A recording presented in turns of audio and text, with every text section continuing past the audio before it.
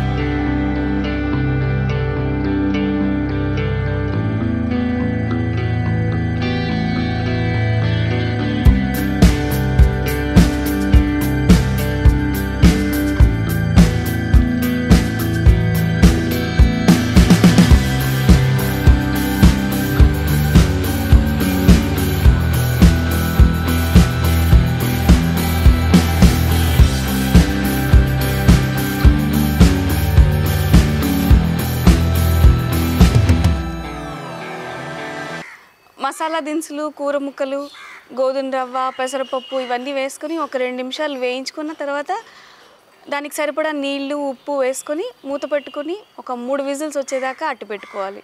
ఈ ప్రాసెస్ మొత్తానికి ఒక పావు గంట టైం పడుతుంది.